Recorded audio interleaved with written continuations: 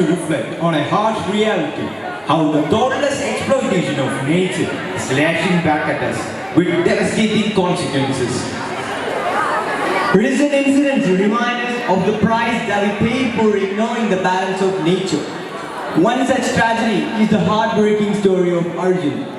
Arjun, a lorry driver who went missing last October along with his Bharat Benz lorry. The vehicle parked near a hill by a river at Kerala border vanished in the aftermath of a natural disaster. It took over a month of tireless effort by the army, navy and ordinary people to recover his body and the lorry. And then there is a Wayanad landslide, another wound in the heart of Kerala. Each landslide, each flare serves as a chilling reminder that nature, when pushed beyond its limits, will push back. These incidents are not just isolated. They are a wake-up call, a call to stop exploiting nature recklessly and to start respecting the environment before it's too late. Tonight, the students of Class 11 of Lewisburn High Secondary School bring you a heart-touching performance through their powerful presentation. They will take us on a journey that shows the consequences of our action and the urgent need to protect our planet. So sit back, reflect, and let this performance move your hearts and minds. Voices of the Valley. അമ്മ, ഞാനൊന്ന് ചോദിച്ചോട്ടെ, അച്ഛൻ എന്താണ് പറ്റിയത്? നിന്റെ അച്ഛൻ തിരിച്ചു വരുമെന്ന് ഈ നാട്ടിലെ ഓരോ അമ്മമാരും പ്രതീക്ഷിച്ചു, പ്രാർത്ഥിച്ചു.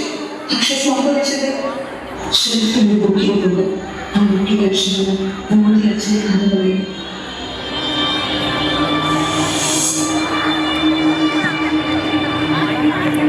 ഇത്ര വൈകാരികമായി അടുത്ത കാലത്തൊന്നും മലയാളി ഒന്നിനു വേണ്ടിയും പ്രതികരിച്ചിട്ടില്ല.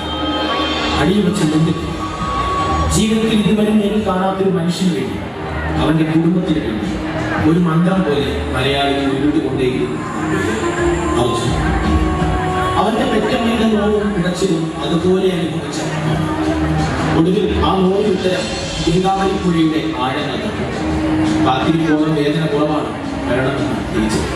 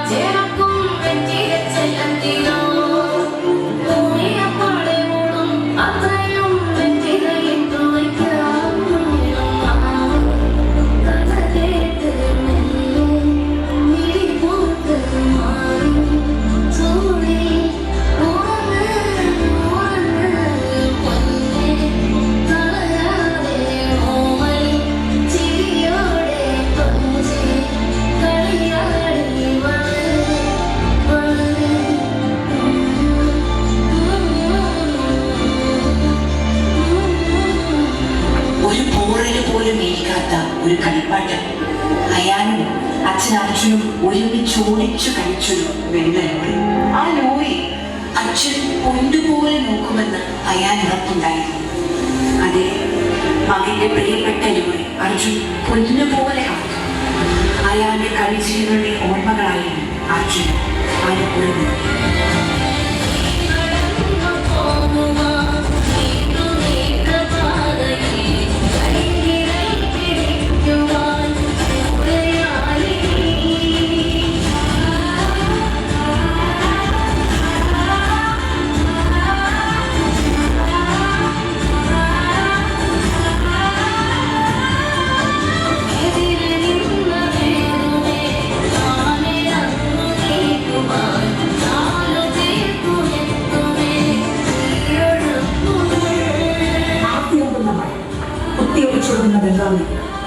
ഷിരൂരിലെ ദേശീയപാത അവസാനം തുടർന്ന് രാവിലെ 8 വിശ്രമിക്കാനായി കൊണ്ട് ഓടിച്ചെറിയുന്ന മഴയിൽ തന്റെ രണ്ടാമതായ നോണിയുടെ സുരക്ഷിതത്വത്തിൽ അവൻ സുഖമായി. സമയം രാവിലെ 8:30 ചെറുപ്പക്കാരെ വളരെ ഒന്നാകെ കുടുങ്ങി. നിമിഷ നേരങ്ങൾ കൊണ്ട് ആ പ്രദേശത്തെ തുടച്ചു നീക്കി പ്രകൃതിയോട് കാണുക.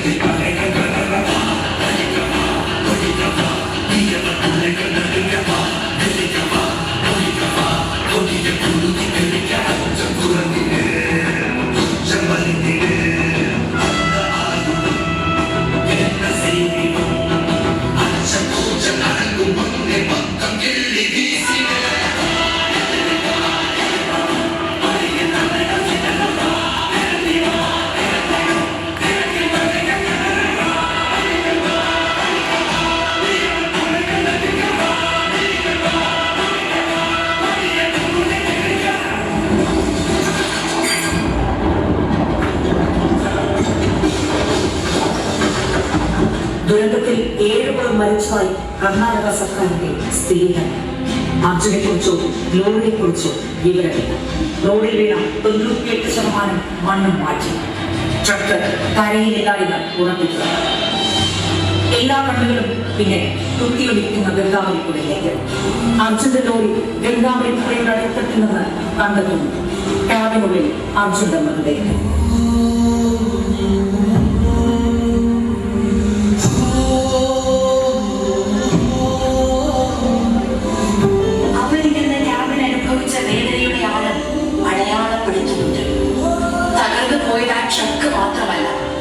അർജുനെ തിരഞ്ഞിറങ്ങിയ എവിടെ നിന്ന് മരതിയ ഓരോ മനുഷ്യന്റെയും ഹൃദയം കൂടിയാണ്.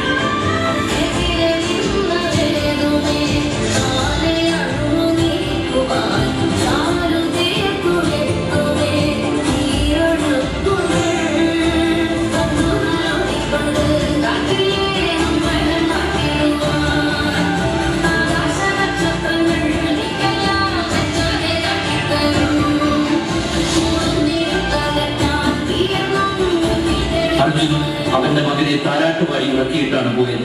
പക്ഷേ അർജുന്റെ അമ്മയ്ക്കോ എന്നേക്കുമായി ഉറക്കത്തിലേക്ക് പോയ അർജുനെയാണ് കിട്ടിയത്. അർജുനെ സംഭവിച്ച ദുരന്തം ഒറ്റപ്പെട്ട ദുരന്തമേയല്ല, വരാനിരിക്കുന്ന ദുരന്തങ്ങളുടെ സാധ്യതയെ മുന്നറിയിപ്പ് കൊടുക്കുകയാണ്. എന്തുകൊണ്ടാണ് ദേശീയപാത നിർമ്മാണത്തിലെ ഈ അശാസ്ത്രീയമായ നിർമ്മാണം ആരും കാണാത്തത്?